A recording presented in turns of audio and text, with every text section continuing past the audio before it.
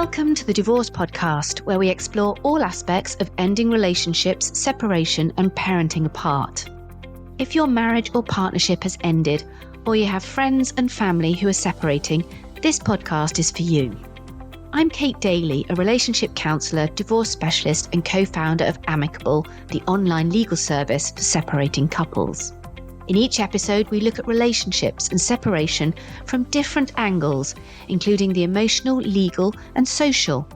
I'm joined by experts and special guests who share their own unique stories, experience, and tips, with the goal of helping people end relationships in a kinder and better way. In this episode, I was joined by Lotte Jeffs and Anthony Sider to discuss queer parenting and different family structures.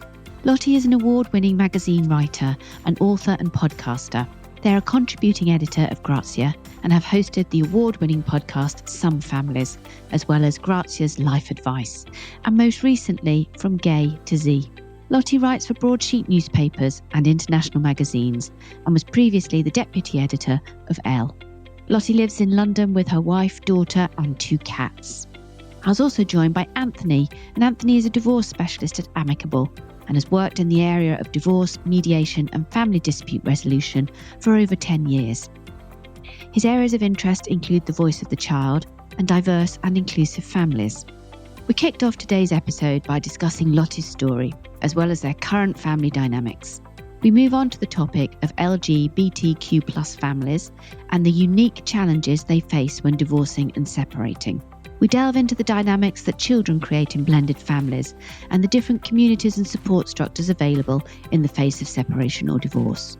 Throughout the episode, we focus on embracing and celebrating the different types of families that are part of our society today.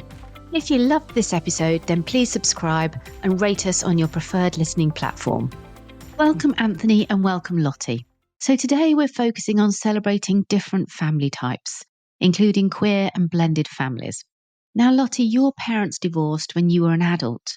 So do you want to start by telling us a little bit more about this and whether you think that that's had an impact on your own family? It's a really interesting question, and I don't think it has done. And I wonder if that is because it happened, as you said, when I was an adult, and it's not something that's been kind of lodged in my early brain or my subconscious in a way that I've had to kind of work throughout my childhood and adult life. I was kind of pretty much like cooked as a person when it happened.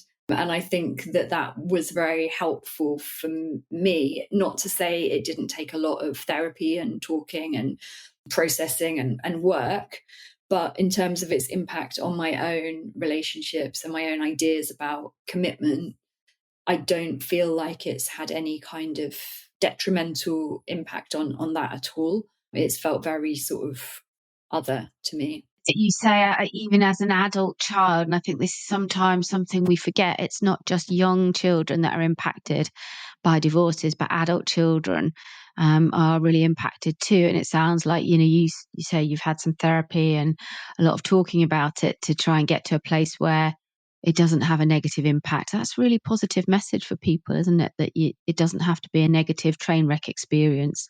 It can be something that's survivable and you still go on to thrive and doesn't impact your view of relationships. Definitely. And I think the thing about it happening when you are older is that you're in a position to be able to be a friend to your parents in the way that you're not when you're a child. So I certainly built a much more kind of authentic friendship with both of my parents off the back of their separation, which is something that in a way I'm very grateful for. And Anthony, you're a friend of the podcast. You've been on before and you've talked a little bit about your own experiences of being the child of divorced parents. And you're now starting your own journey into adoption. So what do you think at this sort of really interesting point in your life, what do you think the influences of your childhood experiences are now that you're facing a new chapter in your life as a parent? I think it gives you a lot of resilience and a lot of strength. I can remember that one of the first mediators that I worked with said that I had always been a mediator throughout my life because of that happening at quite a young age and because it wasn't the nicest divorce as well. And so I would hope, yet to find out, but I would hope that that will sort of support me further down the track in the adoption process to help a child sort of navigate through some of that change as well, and that sort of resilience and that adaptability that comes into play too. And Lotte, you've written a book, and I understand from when you were talking to me earlier that you did a lot of research and talked to a lot of people from different backgrounds with different families. Tell me a little bit about what you learned and the challenges that parents in the LGBTQ plus space face when they're separating and divorcing. Yes, so the book is called The Queer Parent, Everything You Need to Know from Gay to Z. And we actually do have a chapter in the book. It's alphabetized, the book, and chapter X is for ex-partners, divorce, separation, and step-parents. And I suppose the main thing I learned from speaking to queer parents who were in the process of separating or had separated was this extra sense of pressure to succeed as a queer parenting unit, because you feel under so much scrutiny and you feel like you've only just sort of earned the right to be a parent, earned the right to be married. Therefore, why would you just sort of throw it all away and make it look like queer people can't navigate parenting challenges or relationship challenges well enough? And so I really recognized that for queer parents, there was a real extra layer of shame, I suppose, attached to divorcing and separating, because it's something that certainly becoming a parent, you would have worked so hard to become. It's not just going to happen naturally for you. And so then to kind of have to recognize that this is a relationship that needs to separate is even more hard, I think, to reckon with than if you're in a straight relationship. And Anthony, tell us a little bit about shame and where shame comes from, because it's something we talk about quite a bit, isn't it? That still, even today in 2024, we're still having to talk about divorce being a shameful thing or separation being a shameful thing. What's keeping it going, I guess? I think it's the societal expectations, really, and societal norms that make a lot of these things harder than they need to be. And I think particularly for queer parents and queer families, we are just the same as any other family in the sense that we get into relationships the same way. Our relationships end in similar ways. We have blended families just like heterosexual couples have as well. So I think it's just those societal norms. And a lot of it is about visibility and really normalizing these things as well. One of my favorite chapters from your book, Lotte, is Q for queerification.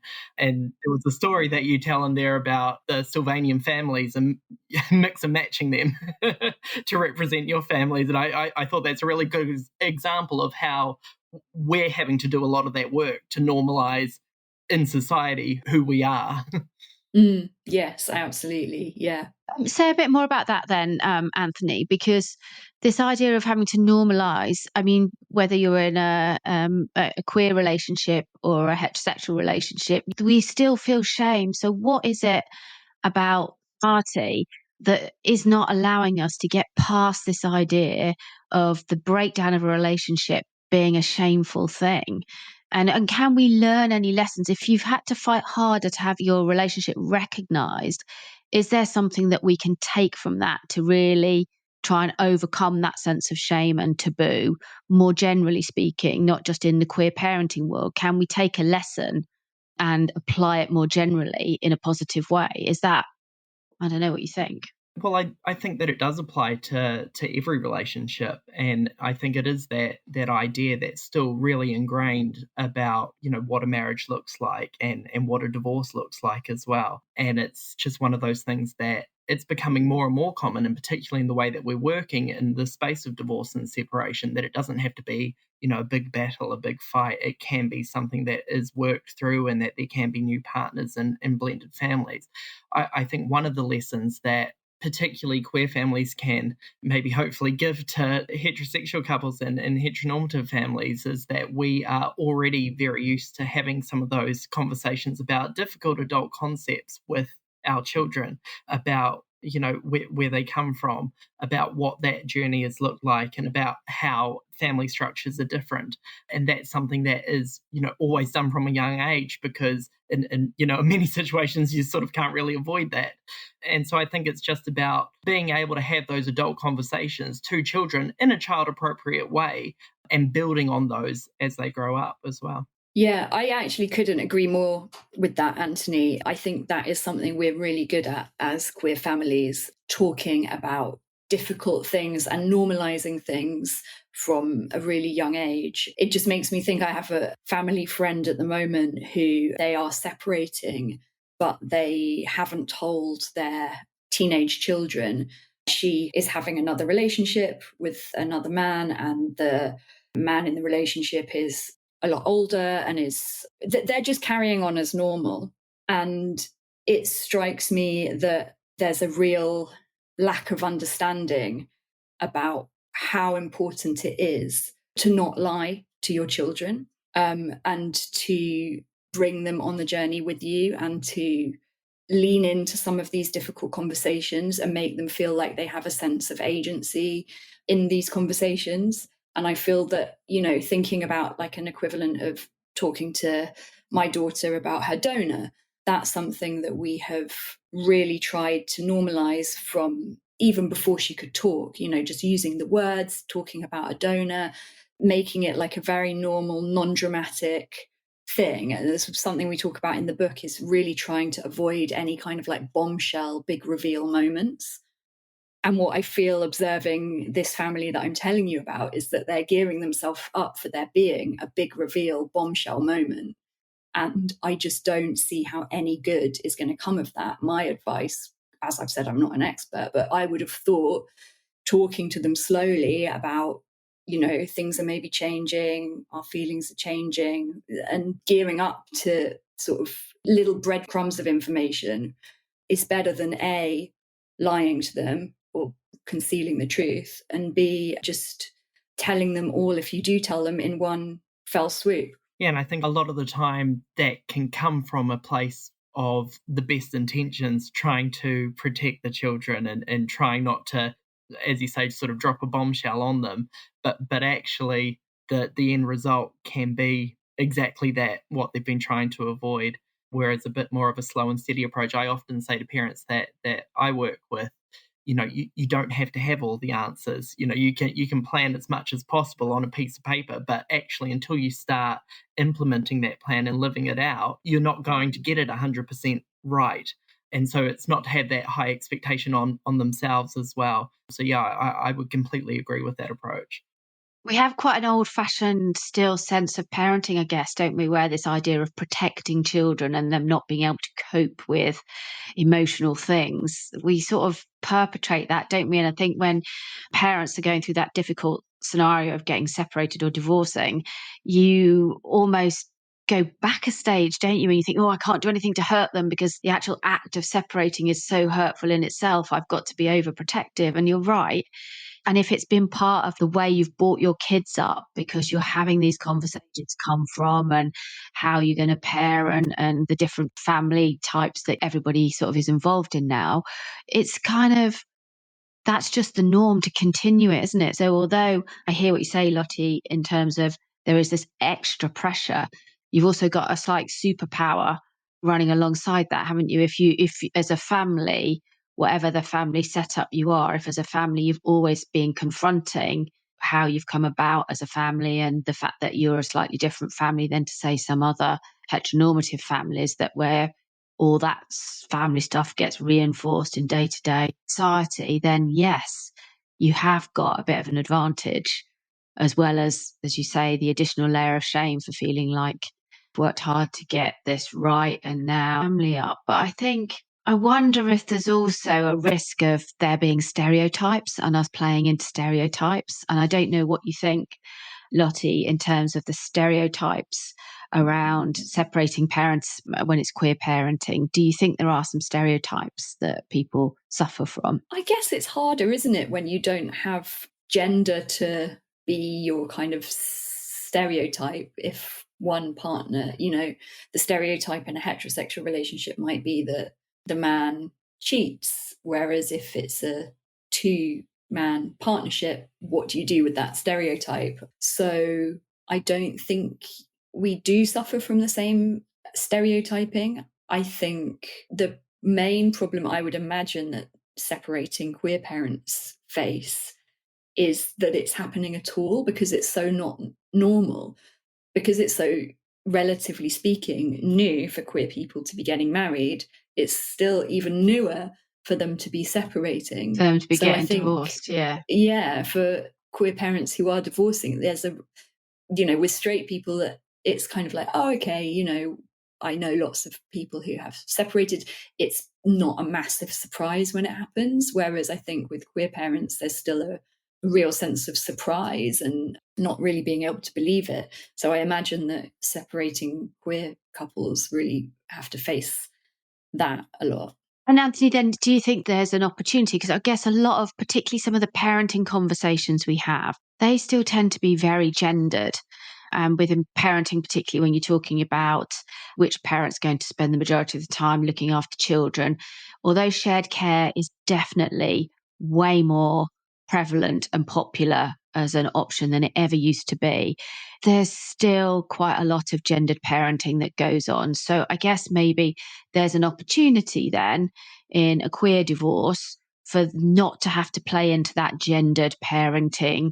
Okay, there's a stay-at-home primary caregiver, mum usually, and then there's a dad going out to work. So that presents opportunities to come up with more creative and to normalise different shared care patterns as well, doesn't it? So there's a great opportunity by looking at the full diverse range of families to bring more diversity across the board, it would seem.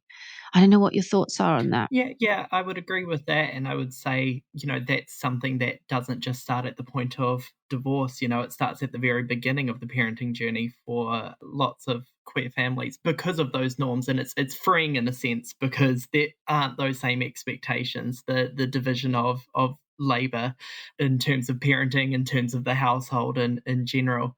And I think it's a lot more freeing to be able to sort of play to your strengths in that sense. It also means that we're already used to having those conversations at the point of a separation or at the point of a divorce, because there haven't been those assumptions that some heteronormative families and couples may have had and may have just sort of slipped into because that's the quote unquote norm. So yeah, I think there is an opportunity there. And I think the other thing to be aware of is, particularly with single parents, is around a lot of the terminology, like there's lots of mum and baby support groups and Facebook groups and things like that.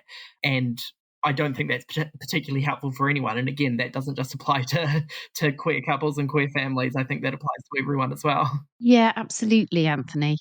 Lottie, were there any other learnings from your research for your book? In my research, most of the families had navigated a way through to create blended, happy families.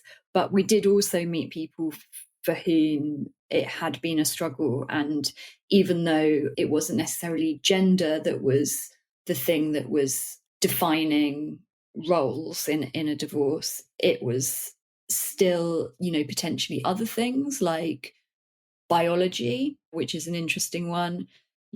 Does the birth mother have more of a right than the non-birth mother, for example? And it brings up all sorts of moral questions in that respect that, there's not really a precedent for hugely at the moment. So I think it still can be very complicated for queer people, even more so, especially with adoptive parents. Sometimes maybe there's something quite helpful about both being biologically related to a child, because if you don't have that, there's sort of things can become a little bit more hard to define in terms of roles. So I think it's nice to think that queer parents, are more naturally likely to form happy, blended, radically reimagined kinds of families. But also I think that there can be some issues that are specific to queer people in divorce as well, such as, around surrogacy, around adoption and around biological relationships. I think that sort of links to the need for there to be a lot more sort of open dialogue and flexibility, and why sort of resources around queer families and their experiences aren't just for queer families, but it's also for employers, it's also for family, it's also for friends to be able to have those conversations. Like, I know that you and I, Kate, have had a few conversations now that I'm sort of partway through the adoption process around, well, what's that going to look like? I don't know when it's going to happen. I don't know what that's going to look like. I don't know what my needs are going to be. And it's sort of the same in the situations of divorce and separation, and not being able to have fixed, hard and fast expectations around what that's going to look like. It's unique to every family. Let's talk a little bit about speaking to children. Lotte, you touched on it earlier, and you made the point that very often kids in queer families have grown up talking about some quite tricky subjects from a very early stage. And the point that, that means you don't store something up and then drop it as a bombshell, which I agree with. If you're used to having those conversations, it's much better that you drip feed some of this information in. How do we then encourage parents to talk to their children more openly about their separation or divorce? Well, my instinct would be that, as you were saying earlier, waiting until everything is sorted and then delivering a kind of fait accompli to children isn't going to make it any better. In fact, I would imagine it kind of makes it worse to just be presented with all this information that not only is this happening, but we've got a new house and moving in, there's a new partner, and this will be your bedroom. I mean, depending on the age, of course, but I'm talking, I guess, about slightly older children. I think that's just a sort of disastrous way of presenting the information to them personally. I would imagine that, as I said before, bringing them on the journey a little bit is going to make them find it a lot easier to digest small pieces of information rather than having everything completely sorted out. And also, is everything ever completely sorted out in a divorce? I imagine if what you're waiting for before you tell your children is some kind of clarity, that you might be waiting for years and years and years. That everything takes a long time, moving, buying a house, moving out, all of these things. Like, if you're waiting for these things outside of your own control to be sorted before you tell your children, I just think that that's a really, really bad idea. And I think that as soon as you're sure that this is something that you're going to do and that you're sure you're separating, I think you need to give your children the respect they deserve and tell them that there's going to be some changes and that your relationship has changed, because we all know children pick up on stuff. They will know the mood has changed, the environment has changed, the way your parents are talking to each other has changed. And that kind of sense of anxiety about there being something different or something wrong that you can't quite name, you can't quite understand, that is the kind of thing that's going to cause a child, stress and anxiety and confusion, much more so than knowing that something's happened, but it's okay and your parents are dealing with it. And, I just think sometimes parents can hide behind the idea of wanting to protect the children from something, whereas actually they're trying to protect themselves because they haven't quite dealt with their own shame, about a relationship breaking down or about having had an extramarital affair or something. And I think, honestly, it can be a little bit selfish. And I think that you can think that you're doing the right thing for the child, but actually you're just doing the right thing for you. I completely agree with that. And I think it extends as well to what the parenting relationship looks like moving forward from that point as well, and making sure that it is what is going to work best for your family and particularly for your child. Often people come up with plans because they are plans that they think it's what they should be doing. Like, for example, still trying to get together every Sunday to have a meal together as a family. Well, if you can do that and that's going to be comfortable, then absolutely. But if you're going to be sitting there really tense, really awkward, there's going to be a lot of friction. Why are you doing it? And so I think it's about sort of being honest with yourself as well and the situation that you're in and how raw things are feeling. And that might be something that changes over time and in either direction.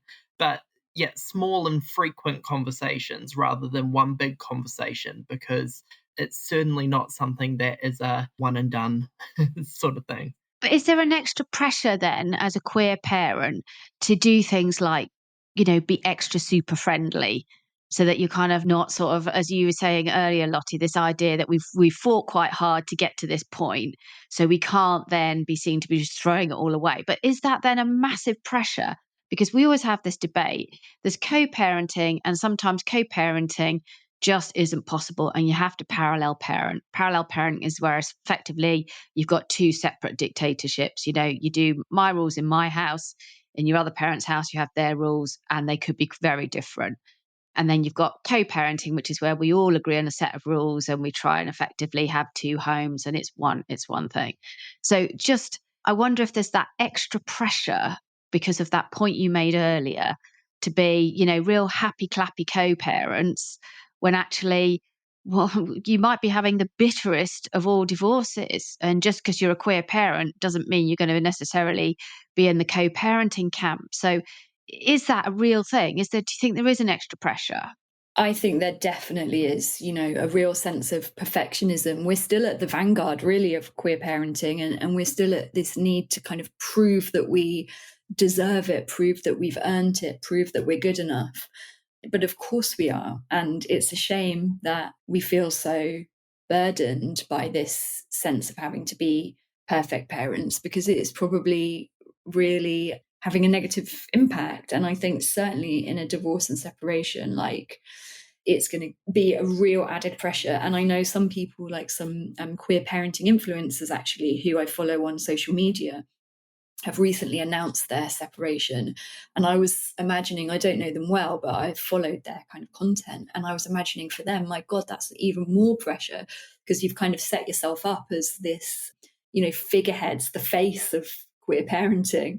And you've got like a public profile, and you've, been showing on your social media, look how great queer parenting can be, and look at our happy family. Then to have to announce that, it isn't easy and that you are separating, you must just feel a real added sense of having disappointed people, I think, which must be really hard. Yeah. And then, like you say, the pressure to behave absolutely perfectly through it, and nobody can. I mean, it's just impossible. We work in this every day. You can have all the best intentions, and that's brilliant. But sometimes it gets to you. You're going to be ratty and horrible. You're going to say the wrong thing to your kids. You're going to shout at your partner. You're going to not put your best foot forward. And it's okay. And I just worry that this added pressure you've spoken about so eloquently just drives some of those negative feelings underground. And actually, what we really need to do is create a space for people just to be themselves and be real, rather than having to feel they've got to be the face of, like you say, model parenting, just because, you've come at it from a different perspective. So that's my worry for it. Like you say, that there's a lot of pressure on people at the moment because it's such a hard one, right?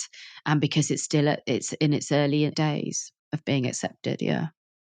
What do you think then in terms of blended families? Are there any real kind of additional challenges if you're a queer blended family than if you're a heteronormative blended family? Or is it all just blended family stuff and it's hard which way you do it, because there are so many kids and so many schedules to try and make a line?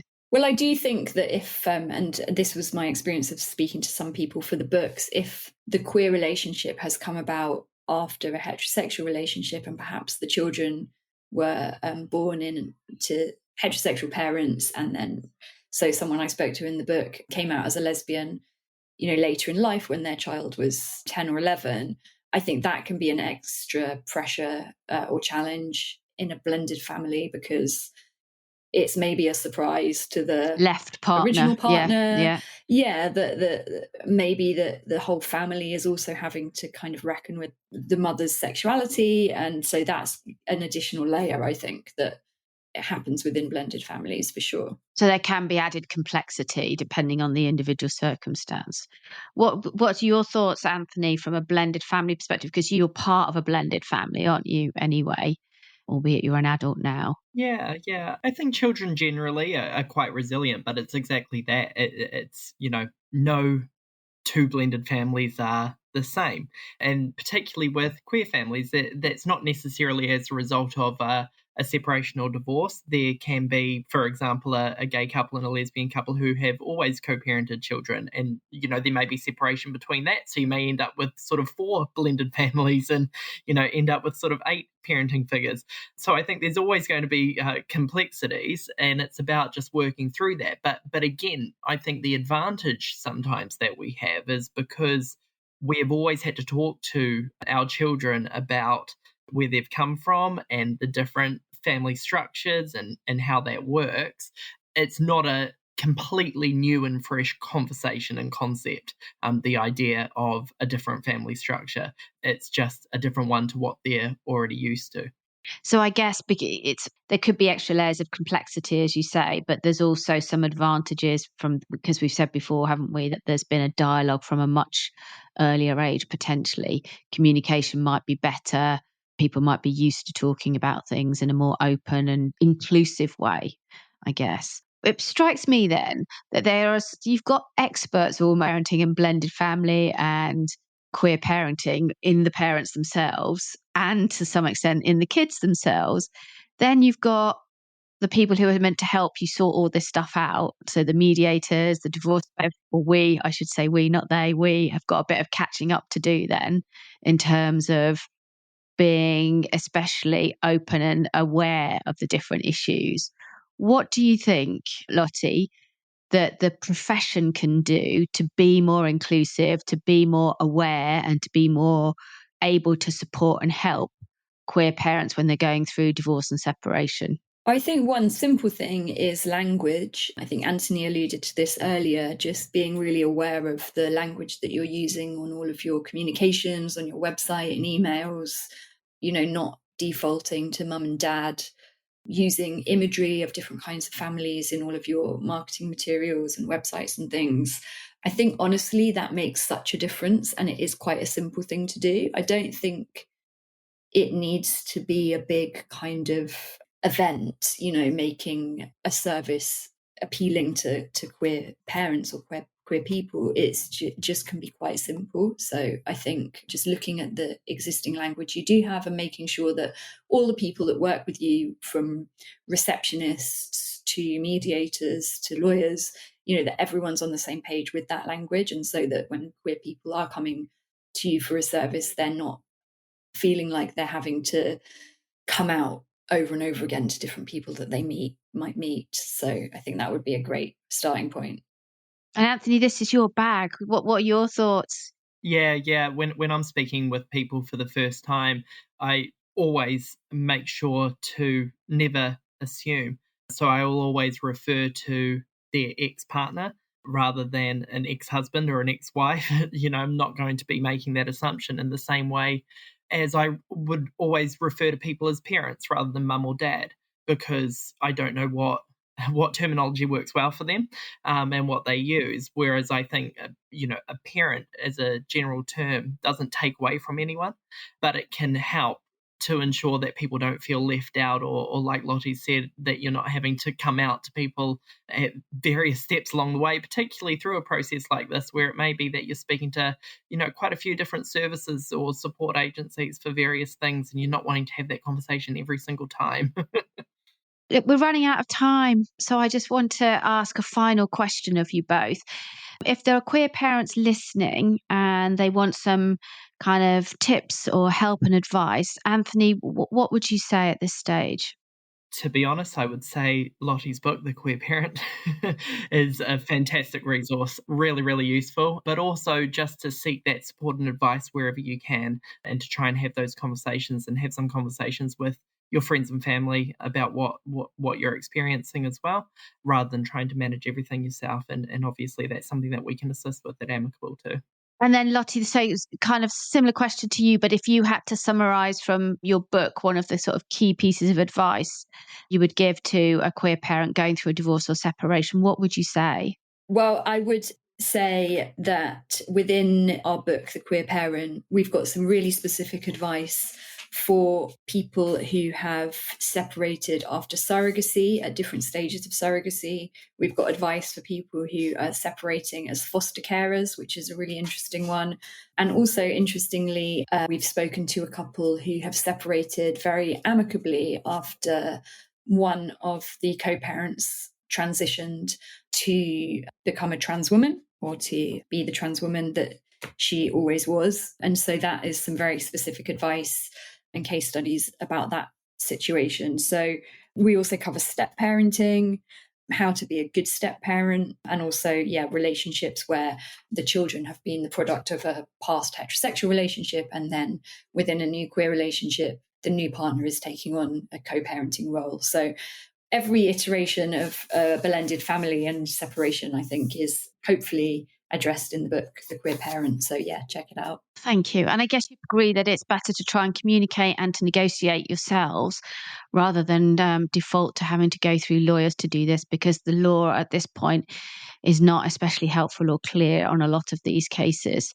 And so it's always better to try and keep the lines of communication open and to do things in a more amicable way. So just to end then, Lotte, you've talked about the book. Do you want to give us another quick flash of the book and tell us the name and where you can find it? Yeah, sure. So it's going to be out in paperback from May, and you can get it on Amazon or all good bookshops. It's called The Queer Parent, Everything You Need to Know from Gay to Z. And it's by myself and my lovely co-writer, Stu Oakley, who is an adoptive dad to 3 beautiful children. So please, find it wherever you like to buy your books from.